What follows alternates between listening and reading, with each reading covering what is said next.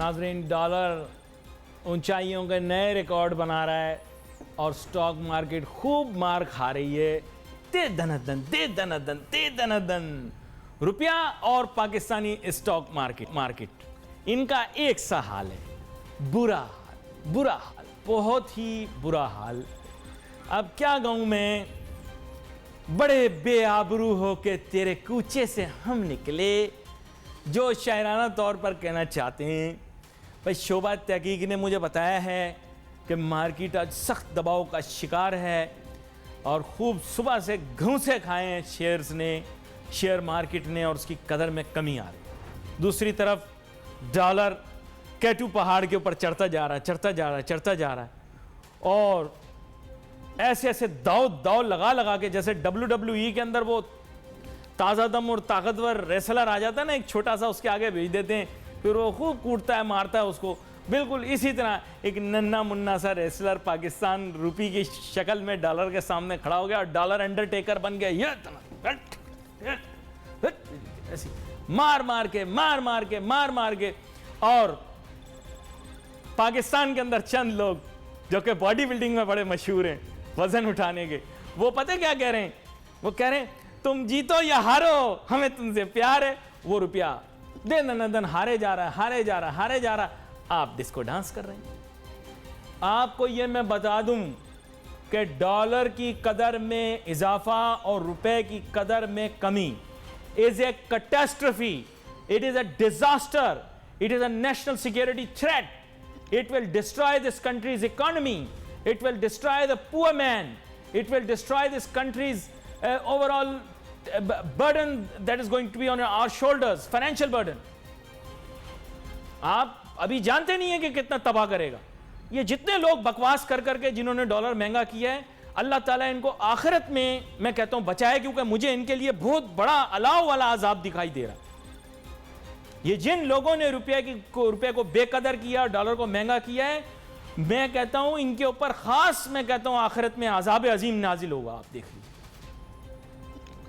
जो लोग आज गरीब के हाथ से रोटी छीन रहे हैं, जो पेट्रोल महंगा कर रहे हैं, जो हमारे मुल्क के कंधों के ऊपर जो कर्जों का वजन है उसको बढ़ा रहे हैं, ये मैं आपको बता रहा हूं, डॉलर महंगा करने वाले लोग मुल्क के दुश्मन हैं, जो हमारे मुल्क को जो है वो इस वक्त कमजोर कर रहे हैं, हमारी बुनियादों को खोखला कर रहे हैं। यह हमारी मुल्क को तबाह करने का एक प्लान और प्रोग्राम बनाया है इन्होंने। लेकिन अफसोस की बात, देवदास फिल्म आपने देखी? अंकल आपने तो देखी, आप तो वैसे भी घर में देवदास बन के फिरते रहते हैं, पर ना आपको माधुरी मिलेगी और ना आपको ऐश्वर्या। आपको जो मिलेगा वो पाकिस्तानी कौम को जो मिल रहा है वही मिलेगा आपको, आलू गोश्त या दाल रोटी। और इसकी खातिर अंकल देवदास सुने मेरी बात, ये आप खुद पी के अपने आप को बर्बाद कर रहे हैं, खुद इस नशे की कैफियत में खुद को तबाह कर रहे हैं। देवदास, ये सब पूरी कौम के बारे में बात कर रहा हूं, पूरी कौम हमारी देवदास है। ये अपने आप को तबाह करने पे तुली हुई है, डॉलर को महंगा करके डिस्को डांस कर रहे हैं। ये बिल्कुल ऐसे है जैसे आप जो है आदमखोरों की तरह आप काम कर रहे हो। आप लोगों को जरा शर्म नहीं आ रही यार? ये सब बकवास है। ये जो पागल अंकल है ना, इन्होंने तबाह किया मुल्क को। ये पागल जितने अंकल घूम रहे हैं ना, कुत्तों का खाना नहीं आना चाहिए, औरतों का मेकअप नहीं आना चाहिए। अबे तुम्हें फिर कहता हूं मैं कुछ बोलूं नहीं तुम लोगों को। शुक्र है कि मैंने आज तक कभी कोई मुगल्लजात नहीं बकी, कभी कोई गाली नहीं बकी, वरना मेरे मुंह से निकल जाती, वरना एंकरों के मुंह से तो निकल जाती। बाकी काम तो आप लोगों के हमें पता ही है, वो तो क्लिपों में आ रहे हैं। तो भाई अल्लाह माफ करे यार, आप लोग बड़े बहुत ही बड़े यार कलाकार हो यार। ये पर ये मुझे पता कौन भूखी नहीं मरेगी। यकीन करो, जो तुम लोगों के काम है टिकटॉक पे तो मैंने देख ही लिए थे, अब व्हाट्सएप पे भी देख लिए, तो मतलब भूखे नहीं मरोगे तुम लोग। ओ इस काम में बड़े पक्के हो भाई तुम लोग, इस काम में बड़े पक्के हो। अबे इंडिया वाले क्या बेचते हैं, इंडिया वाले क्या बेचते हैं, क्या शाहरुख खान, क्या हमारे पास जो अदाकार कलाकार हैं, आपको तो पता ही नहीं यार। लोग कहते हैं अली भाई कान पकड़ के जो व्यूअरशिप बढ़ाते हैं। भाई मैं व्यूअरशिप नहीं बढ़ा रहा, आप लोगों के काम ऐसे, यकीन करो दुनिया हंस रही है यार। चलो खैर, एनीवे, डॉलर 170 का, वाई नॉट। 44,000 के आसपास स्टॉक मार्केट, वाई नॉट। सवाल नहीं जवाब मेरी जान, वाई नॉट है। चीजें हो गई महंगी, वाई नॉट, है ना? सही है ना? तो अब पूरा दिन आप अभी यही करो, सोचते रहो ये क्या हुआ है तुम्हारे साथ, है ना। अब जो भी मुश्किल आपके ऊपर आएगी, दुनिया हो जाएगी बेरोजगार, वाई नॉट, दवाइयां महंगी, वाई नॉट। तो भाई मेरी बात सुनो, ये जो अभी मुल्क की मईशत का कचुंबर निकाल दिया, सत्यानाश कर दिया है अभी माहौल को, डॉलर इतना महंगा कर दिया है, स्टॉक मार्केट एक तरफ गिर रही है, महंगाई का रोना सुबह शाम। लेकिन मैं आपको गारंटी करता हूं नाजरीन, मैं आपको गारंटी करता हूं इस मुल्क में कभी सस्ताई नहीं आएगी। आप लोग सिर्फ कुड़ने वाले लोग सिर्फ आप लोग कुड़ते हैं। पंजाबी में एक मशहूर कहावत है, दसदी भी नहीं वसदी भी नहीं है। तो बात यह है कि ना तो आप कुछ बताते हैं और ना कहीं टिक के रहते हैं, और प्रॉब्लम आपकी यही है कि हर चीज़ में इनकंक्लूसिव। महंगाई क्यों है जी, महंगाई नहीं होनी चाहिए, रोना रो रहे हैं, महंगाई कितनी, ये देखें ये सारी सब्जियां पड़ी हुई हैं, ये सब दिखाओ, ये सब दिखाओ, ये सब महंगी हो रही हैं चीज़ें, ये प्याज दिखाओ, ये वो देखो बताऊँ पड़ा हुआ, वो देखो बैंगन, हमारा favourite fruit, I mean vegetable, ये सब दिखाओ, ये लहसन, हमारी कौम को सबसे ज़्यादा लहसन पसंद है, ये लहसन भी दिखाओ भाई इनको। हाँ, ये फूल गोभी, इसको कहते हैं लेडी फिंगर, ये टमाटर, हमारी खाने की ख्वाहिशात देखो, ये सब चीज़ें महंगी हैं। और सुबह शाम तुम लोगों का रोना है, ये नींबू आ गया, क्यों? ये तो हरी मिर्च थी। आप लोगों को तीखा खाने का भी बहुत शौक है ना, और चिकन। वैसे तो सुलेमान शहबाज साहब को यार अब उन पर से काफ़ी बोझ हट गया, अब तो चिकन सस्ता हो जाना चाहिए। अच्छा, ये बताने की नहीं हो रही। फिर वो देखो गाजर, ये सब आपकी लोकल प्रोड्यूस में भी आती हैं। प्याज तो खैर आप इंडिया से भी मंगवाते हो, दुश्मनी आपको बहुत है, लेकिन इंडिया से आप प्याज भी मंगवाते हो। वो देखो घिया कद्दू पड़ा हुआ, आलू, योर फेवरेट डिश। वैसे आलू आप लोगों ने कोई नहीं लाए थे, ये अंग्रेज का जहन था, उसने कहा ये भुक्कड़ फकीर हैं, इन भूखे रहेंगे। अंग्रेज आलू लेकर आया था साउथ अमेरिका से। आलू यहाँ एशिया में होता होता नहीं था, टमाटर भी नहीं होता था बाय द वे। ये जो अंग्रेजों को गालियां देते हो ना तुम लोग, ये अंग्रेज बहादुर का कमाल है, वो टमाटर लेकर आया था यहाँ पे, वो लेकर आया था आलू, नहीं तो पड़े होते भूखे, खाली सूखी रोटी के ऊपर अचार और हरी मिर्चें डाल डाल के खा रहे होते। महंगाई का आलम, रोज रोना, महंगाई महंगाई महंगाई। ओके इनफ, तुम लोगों ने कौन सा कोई बदल जाना है, when are things going to get better. I don't bother now, I am absolutely disillusion, I am disillusion, I am not disillusion with the government, I am disillusion with you, all of you. You are responsible for whatever is happening in this country. All of you are responsible because you are least bothered, you are least bothered, you are least effective. Allama Iqbal की तुम लोग बातें करते हो, Frederick नीचे की मिसालें देते हो। You are a slave nation, a slave morality applies on you. खैर anyway, let's forget about this. हमारे मेन टॉपिक पे आओ भाई, सीपैक की तैयारी करो जरा। हमने सीपैक कहाँ जा रही है? एक जमाने में अली नासिर सीपैक पे तनकीद करता था, तुम लोग सब मिलकर कहते थे कि तो मुल्क की दुश्मनी की बातें हो रही हैं। तो मैं तब कहता था कि भाई इक्विटेबल ग्राउंड्स के ऊपर काम करो, tell us what is happening, use the opportunity to avail it and let's be friends with China, let's get things done, but let's have an equitable relationship. But people use to climb on me, यार तुम क्या बात कर रहे हो। आज क्यों भाई तेवर बदल गए, तुम सब लोग सीपैक के खिलाफ हो गए। भाई क्या है, इशारे की देर होती है, इशारा होता है तो सीपैक के फेवर में, इशारा होता है तो सीपैक के खिलाफ। अली नासिर इशारों पर नहीं चलता, इशारों पर नहीं चलता, दिल की बात सुनता है। जो चीज़ सही लगती है सही बोलेगा, जो चीज़ गलत लगती है गलत बोलेगा। मेरे साथ बहुत ही अहम मेहमान शामिल है गुफ्तगू में, जनाब सरदार गोपालजई साहब, बलूचिस्तान इकोनॉमिक फोरम के सरबराह हैं, किसी तारुफ के मोहताज नहीं है, सीपैक के मौजू के माहिर हैं। वेलकम करता हूँ सर आपको शो में। बहुत शुक्रिया, बहुत शुक्रिया। सरदार शौकत बोपालजई साहब, बात कुछ ऐसी है कि आप तो जानते ही होंगे कि अब चीन की सरकारी मीडिया को सफाइयां देनी पड़ रही हैं। हमारे एक सरकारी सहाफ़ी, गलत निकल गया, हमारे एक आज़ाद सहाफ़ी ने यह बात की है कि सीपैक के मौजू के ऊपर चाइना की तरफ से ताउन की ज़रूरत है, और हमारे यहाँ लगाए तवानाई के मंसूबों के नर्ख बहुत ज़्यादा ऊँचे हैं। सीपैक के मंसूबों के ऊपर उन्होंने सवाल उठा दिए। मैं उठाता तो मेरे ऊपर मुल्क दुश्मनी के इल्ज़ामात लगते, लेकिन चूँकि वो प्रो हैं, आप समझ गए, तो उन पे इल्ज़ाम तो दूर की बात, उनकी बात की तो बाकायदा तायद की जाएगी। तो सर आप अचानक सीपैक के मुखालिफ क्यों हो गए? पहले तो हर आदमी सीपैक के हक़ में था, थोड़ा मुझे वजाहत से बताएं जी। बिस्मिल्लाहिर्रहमानिर्रहीम। बहुत शुक्रिया। पहले तो ये वजाहत कर दूं कि आपने मुझे भी लपेट लिया। मैं तो अल्हम्दुलिल्लाह डे वन से, जब से ये प्रोजेक्ट कंसीव हुआ और आज तक मैं बहुत पॉजिटिव हूँ। लेकिन इसमें हकीकत ये है कि जिस तरह आप ब्लंटली बोल रहे हैं, आज मुझे भी बड़ा ब्लंटली बोलना पड़ेगा। और वो बोलना ये पड़ेगा कि यूनिफॉर्मिटी नहीं है हमारी नेशनल पॉलिटिक्स, नेशनल पॉलिसी के अंदर। अभी देखें कितनी अफसोसकुन बात है कि अभी एक सेनेट की सीपैक कमेटी की मीटिंग हुई और उसके जो सरबराह हैं, अब मैं सेनेटर का नाम नहीं लेता हूँ, कि वो राइवल गवर्नमेंट के नहीं, राइवल पॉलिटिकल पार्टी के वर्कर हैं। और उन्होंने जनाब कह दिया कि जी वो चाइनीज़ एम्बेसडर और सीपैक की कंपनीज जो हैं वो कह रहे हैं सीपैक फेल हो गया और बहुत नाराज़ हो गए। नहीं, वो सिंसियर आदमी हैं। अब वो मैं मुल्क के बड़े अहम देखिए, स्ट्रेटजिस्ट हैं और साबिक सहाफ़ी भी रहे हैं, अगर आप उन्हीं का जिक्र। अली भाई, मैं पॉलिटिक्स में नहीं हूँ, इसलिए मैं मेरा किसी ख्याल। की हाँ नहीं मिला सकता हूँ। अच्छा, ठीक। अफसोसकुन बात यह है कि अभी सीपैक अथॉरिटी के नए चेयरमैन बने, जो एक अच्छे खासे प्राइवेट सेक्टर पावर प्रोजेक्ट को, मतलब कंट्री के एक माने में बड़े प्रोजेक्ट को रन कर रहे थे, और उन्होंने भी उनकी हाँ से हाँ मिला दी। अब मेरी समझ से बाहर है कि कहाँ की यूनिफॉर्मिटी है कि वो उनके जो मिनिस्टर हैं उनको सेकंड डे आगे पब्लिकली प्रेस कॉन्फ्रेंस करनी पड़ी और बोलना पड़ा जी ऐसा नहीं है, क्लैरिफाई करना पड़ा। तो जिस कौम में ये एहसास ना हो कि हमारे मुल्क की इकॉनमी क्या है, हमारे मुल्क का स्ट्रेटजिक स्टेट ऑफ अफेयर क्या है, हम किस डायरेक्शन में जा रहे हैं, और जिस आदमी का दिल क्योंकि चाहे। आपा अमेरिका से आ रही हैं इसलिए हम ये कर रहे हैं। अब आप खुद समझ जाएं। अब आपा देखें, पहले हफ्ते में आ रही हैं, अक्टूबर में अमेरिका से, आप समझ जाएं आपा आ रही हैं। आपा ने कहा है मैं वापस आकर, मैं पाकिस्तान आकर तमाम मसाइल हल कर दूंगी।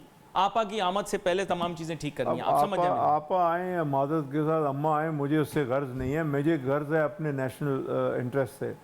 तो अब उसके अंदर जब यूनिफॉर्मिटी नहीं है कि जो सियासतदान उठे वो नेशनल इंटरेस्ट में अपनी से कर दे, अपोजिशन उठे अपनी से कर दे। वज़ीर आज़म साहब जो हैं वो चाहें तो अपने छोटे वर्कर जो काउंसलर भी नहीं बन सकता, उसको उन्होंने मैंडेट दी हुई है कि जो कहे वो उठ के खड़ा होके वो कह दें। ये वजह है कि सीपैक को आप समझ रहे हैं कि अल्लाह ना करे ये स्लो हो गया या डिले हो गया, या अकॉर्डिंग टू मैनी पीपल कि खुदा ना खास्ता अल्लाह ना करे वो फेल हो गया। स्टॉल हो गए, फेल तो नहीं कहेंगे, स्टॉल या फिर स्लो डाउन। लेकिन लोगों ने वर्ड यूज़ किया, मैं इसलिए उस वर्ड को यूज़ कर रहा हूँ। हाँ। उसकी वजह ये है ना कि सर देखें, अभी असल में इशू ऐसा क्रिएट हो गया कि हमको डॉलर चाहिए, हमारा ट्रेड डेफिसिट वाइडन हो रहा है, हमारा करंट अकाउंट डेफिसिट खतरे में। अभी पहले हफ्ते में अमेरिका से एक वफ़द तशरीफ़ लाएगा और उम्मीद ये है कि उनके जाने के बाद हमको डॉलर मिलेगा, और जब डॉलर मिलेगा तो फिर हमें अपने इंटरेस्ट को वॉच करना सर। हमारा शॉर्ट टर्म और मीडियम टर्म इंटरेस्ट ये है कि हमारा करंट अकाउंट डेफिसिट कंट्रोल में आए। IMF आपको पता है किसके ज़ेरे असर है, चाइना नोटू नहीं दे रहा और रशिया भी नोटू नहीं दे रहा, तो इन दोनों के साथ दोस्ती बेकार है। हमें तो उससे दोस्ती करनी जो हमको नोटू देगा। क्या गलत कह रहा हूँ, आप बताएं। नहीं देखें, अब आप वो मैं समझता हूँ आप नेगेटिविटी के पीछे पॉजिटिविटी देखना चाह रहे हैं। आपने US की सेनेट में कल देख लिया कि वो क्या हुआ, मैं उसको बयान नहीं करना चाह रहा, आपकी खुद चैनल ख़बरों में बता रहा है। तो ये तमाम चीज़ें देखने के बाद जो सब्जेक्ट है हम उसकी तरफ डायरेक्शन हमें रखनी चाहिए। सोशल मीडिया पे खबर आई है, हमारे यहाँ प्राइवेट मीडिया में भी खबर नहीं है, सोशल मीडिया। सीपैक को आते, अब मेरे ख्याल है उसकी डायरेक्शन हम चाइना तक रखें तो बेहतर है। अब आप सीपैक को जब हम डिस्कशन पे आते हैं, हमारी हुकूमती इदारे जो हैं वो सीपैक को पूरे रीजन को लपेट में ले लेते हैं। हम अपना खुद तो देख लें कि ग्वादर जो है चाइना, देखें करंट डिबेट ये, China is not listening to us, they are not revising the power tariff for these power plants. China is trying to clarify that you had a major power shortage, we gave you these power plants, it is us who saved you in this time of difficulty. And on the other hand हमारी contention ये है कि please renegotiate and try to reduce the power tariff. ये हमारा argument है. आप देखो हमारा रियलिस्टिक नहीं देखें, अभी इस पे झगड़ा है, अभी इस बात पे झगड़ा है जिसकी वजह से सीपैक मुतासिर अभी जो JCC मीटिंग हुई उसके बाद गवर्नमेंट ने क्लैरिफाई किया कि जी we are not going to revise, we are not going to go. एक तो JCC मीटिंग आप देखें कितना डिले हुआ, फिर जो सिक्योरिटी इश्यूज होते हैं उसकी वजह से देखें वो एक फॉरेन कंट्री है, वो पाकिस्तान का कोई सूबा नहीं है कि आप कहें कि जी वो हमारी गवर्नमेंट की डिक्टेट्स और हमारी गवर्नमेंट की टर्म्स पे चलेगा, ऐसा नहीं होगा। तो आप जो चीज़ें, फिर मैं एक बहुत बड़ी अर्ज़ करूंगा आपसे, आपके चैनल के तवाज़ुन से, वो ये कि हमारी गवर्नमेंट जो चीज़ें नेशनल प्राइवेसी में रहनी चाहिए, आप एकदम उसको पब्लिक कर देते हैं। और आजकल मीडिया में कोई चीज़ छुपी नहीं रहती, अगर साबे इख्तियार कोई चीज़ कहता है तो एकदम वो ट्रेवल करके बीजिंग में जाती है। आप ये ना समझें कि उसको माह लगेंगे, नेक्स्ट जैसी चीज मीटिंग तक गवर्नमेंट ऑफ चाइना आपके ख्याल से करेगी। क्या जैसे अमेरिका के हसास इदारे हैं, रूस के हसास इदारे हैं और ममालिक के हसास इदारे हैं, चीन के हसास इदारे नहीं हैं? आप पता होगा कि चीन के हसास इदारे भी बहुत ज़्यादा मुतहरिक हैं और उनके भी कान आंखें खुली हुई हैं, तभी दुनिया के अंदर इतना अहम किरदार अदा कर रहे हैं। उनको भी पता है पाकिस्तान की सियासत, माशरत, मईशत किस समत में जा रही है। सीपेक का मंसूबा जो है सबसे ज़्यादा उसमें जिस सूबे के ऊपर असरअंदाज होना है वो है जनाबे वाला सूबे बलूचिस्तान। हमारे साथ सरदार शौकत पोपलजई साहब मौजूद हैं। सरदार शौकत पोपलजई साहब, इस दफ़ा तो और इस वक्त में तो हैरानकुन सूरत हाल ये है कि सीपेक के बारे में तो बाद में सोचेंगे कि हुकूमत बलूचिस्तान तो अभी सर्वाइवल की जंग में लग गई। अब जब सर्वाइवल की जंग के अंदर धींगा मुश्ती और खींच खिंचाव होता रहेगा तो सीपेक के मंसूबों पर पेशरफ्त मुझे कब दिखाई देगी? अभी तक तो मुझे यही नहीं पता लग रहा कि लीडरशिप आपस में सिंसियर है, ये एक दूसरे के ऊपर कॉन्फिडेंस रखते हैं। तो when I will see work being done in Balochistan, specially in Gwadar and the conduit that will lead up to China, क्या कहते हैं आप इस बारे में? नहीं भाई, ये बड़ी अफसोसकुन बात है। मैं ये पॉलिटिकल स्टेटमेंट तो हो जाएगी, लेकिन आई डोंट माइंड के अपने सूबे के इंटरेस्ट में मैं देखूं, अर्ज़ करूं। कोई शक नहीं है कि इस वक्त हमारे सूबे के अंदर पॉलिटिकल टर्मोइल है, और टर्मोइल भी ऐसा है क्योंकि हमेशा से बलूचिस्तान में कोलिशन गवर्नमेंट्स बनी है, वन पार्टी गवर्नमेंट तो बन नहीं सकी। और ये तो न्यू बॉर्न बेबी था, ये पॉलिटिकल पार्टी जो बनी और वो चीफ मिनिस्टर वहाँ से बन गए। जब से बने कि 2-3 अटैम्प्ट्स हुई हैं with in his own party, and बाहर से अपोजिशन ने भी कोशिश की कि इनको हटाया जाए, लेकिन मेरी समझ से बाहर है कि इनको समझ नहीं आती कि जिन वजह से लोग इनसे नाराज़ हैं उनको पूरा किया जाए। अब ये तो मैं सियासी बात कर रहा हूँ, सियासत से हट के जो सूबे के मामलात हैं, देखिए उसमें सूबे को अगर ओवरऑल डेवलपमेंट देखी जाए तो इस गवर्नमेंट ने आते ही साउथ की तरफ ज़्यादा अपना ध्यान दिया, नॉर्थ ईस्ट को ज़्यादा पूछा नहीं कि बलूचिस्तान का भी वो हिस्सा है सूबे का और वहाँ पे भी अंडर डेवलपमेंट है और उसको किस लेवल पे लेके जाना है। तो फिर लामहाल लोगों का प्रेशर जो है अपने मेंबर्स के ऊपर जाता है, और मेंबर्स डेवलपमेंट नहीं करते तो फिर नेचुरली वो चीखो पुकार करेंगे।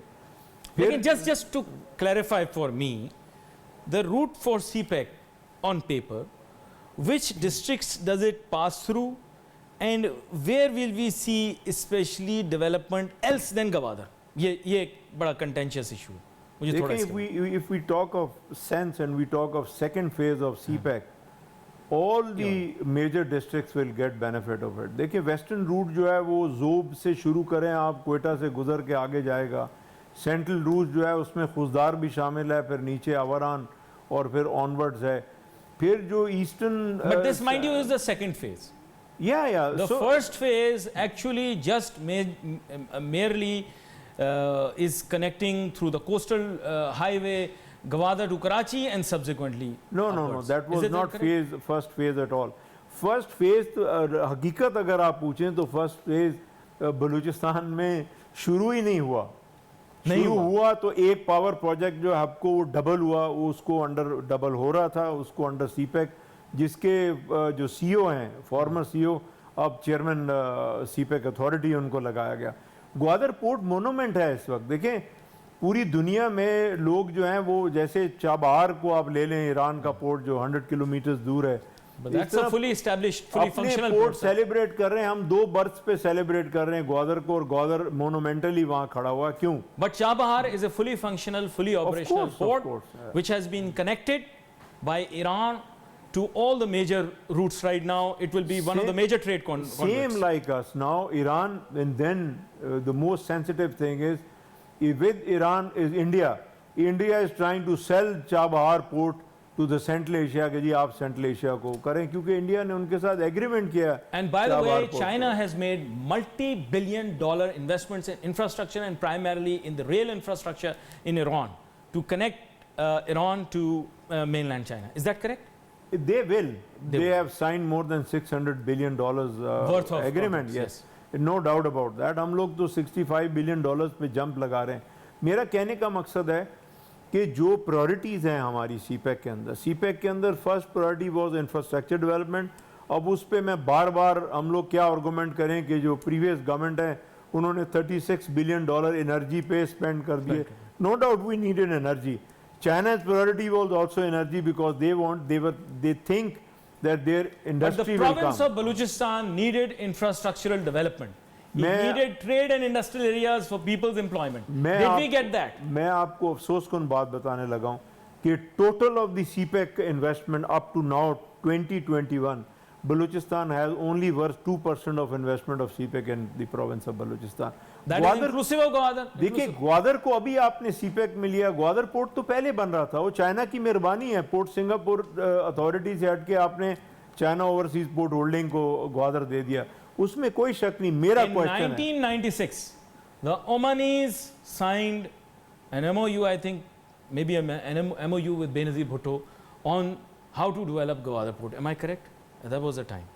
Initially. Yeah, but I don't know much about that, frankly telling you. But nothing देखें- happened. But nothing happened. Nothing happened to now. देखिए China has made huge investment, अभी ईस्टर्न बाईपास भी बन रहा है, ग्वादर एयरपोर्ट भी बड़ा फास्ट पेस पे बन रहा है, जो आई एक्सपेक्ट 2023 में वो बन जाएगा।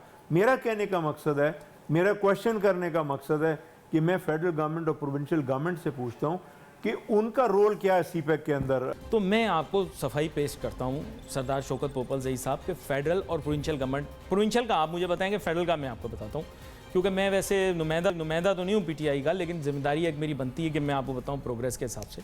देखिए पीटीआई ने गवर्नमेंट में आने से पहले कुछ इश्यूज़ रेज किए थे कि नंबर 1 सीपैक में ट्रांसपेरेंसी आनी चाहिए, नंबर 2 पब्लिक को इसमें इन्वॉल्व और एंगेज होना चाहिए, इसके रूट के बारे में सबको मालूम होना चाहिए और उसको फुली ट्रांसपेरेंट बनाना चाहिए। ये आपको याद होगा तब के हमारे वज़ीर आला कैपी के और अब के दिफा के वज़ीर जो हैं जनाब खटक साहब, इन्होंने इस चीज़ को हाईलाइट किया था कि भाई रूट को डिस्क्लोज करें ताकि क्लैरिटी क्रिएट हो कि केपीके का इंटरेस्ट कहाँ पे। ये पीटीआई की गवर्नमेंट का इनिशियल स्टांस भी था। सेकंड ये था कि बहुत सारी चीज़ों के अंदर इनका ऐसा ख्याल था कि may be government of Pakistan had under the previous regime may have overspent or the expenses may not have been audited properly, in the sense that the transparency element was absent since it was the brainchild of Plato of Pakistan. Plato आप खुद ही समझ जाएं, ये बहुत मशहूर Greek philosopher हैं जो एहसन इकबाल साहब से जिनको ज्वाइन किया जाता है। तो उन्होंने शायद चूँकि he was a person who had started this project, so they were basically keen on evaluating कि ये इन्होंने सही काम किया या नहीं किया। तो ये सिर्फ आपके सामने मैं क्लैरिफाई कर रहा हूँ कि फेडरल गवर्नमेंट का हमेशा जो स्टांस रहा है वो ये कि इसमें ट्रांसपेरेंसी लाई जाए। और दूसरी चीज़ जो कि यहाँ पे छुपा ली गई, आपको पता होगा शुरू में ही अब्दुल रज़ाक दाऊद साहब आए थे तो उन्होंने रेज़ कर दिया था पॉइंट के इन इश्यूज़ को हमें रिव्यू करना चाहिए, उस पर बड़ा शोरगुल हुआ पाकिस्तान में। और फिर उसके बाद वक्तन फ़वक्तन मुख्तलिफ वज़रा मुख्तसरन ये ज़रूर बयान करते रहे कि सीपैक को किस सम्त में जाना चाहिए। ये फेडरल गवर्नमेंट की तरफ से आपको एक्सप्लेनेशन मिलेगी कि काफ़ी शुरू से इनका ये था। प्रोविंशियल का आप बेहतर बता सकते हैं, हमने आपको बता दिए ये बात रही, लेकिन खामोशी से होती नहीं हैं बातें। जी देखिए आपका स्टांस जो मैं तब मानूं कि अगर उसमें कोई चेंज आया हो, ये जब गवर्नमेंट आई मैं एग्री करता हूं कि ट्रांसपेरेंट होना चाहिए पब्लिक। तो मैं भी लड़ता रहा हूं हमेशा एहसन इकबाल साहब के ज़माने से कि जी इसको आप ओपन करें, we should know what CPEC is so that the private sector can prepare for that. एक चीज़ मैं मानता हूँ, Beijing the People's Republic of China from Beijing to Pakistan, I really appreciate that कि उन्होंने हमेशा यही स्टांस किया कि ये सॉवरेन स्ट्रेटेजिक प्रोजेक्ट है और गवर्नमेंट टू गवर्नमेंट है, और उन्होंने कभी भी हमारी गवर्नमेंट की लाइन को स्ट्रेच नहीं किया। वो गवर्नमेंट किसी पार्टी की भी हो, दे डोंट केयर, लेकिन उनका पाकिस्तान के साथ, कंट्री के साथ एक एग्रीमेंट है तो वो उसको स्ट्रेच नहीं करते। वो जो भी कहते हैं कि जी हम फेडरल गवर्नमेंट को पूछते हैं, फेडरल गवर्नमेंट कहती है जैसे प्रीवियस रिजीम थी,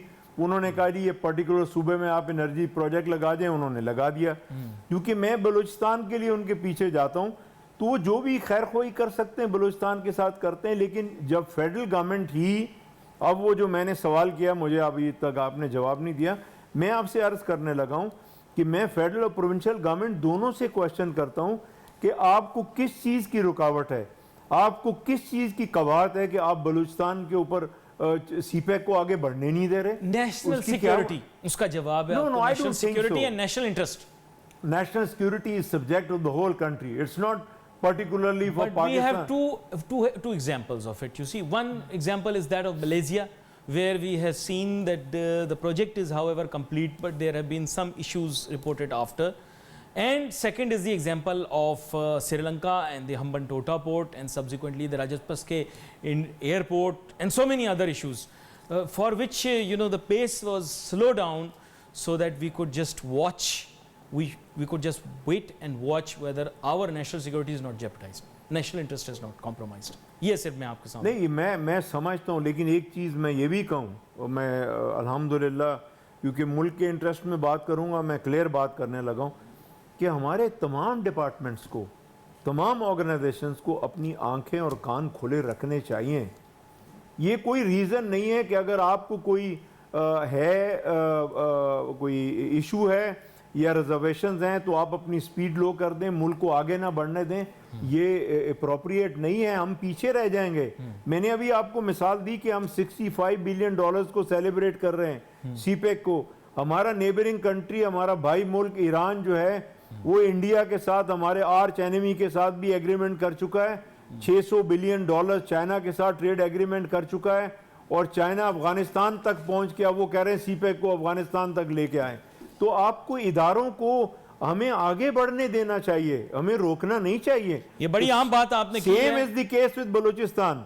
ये हमारी अपनी स्टांस है। सूबाई हुकूमत खुद सियासी तौर पे वीक होने की जगह इदारों के ऊपर ब्लेम करना शुरू कर देती है।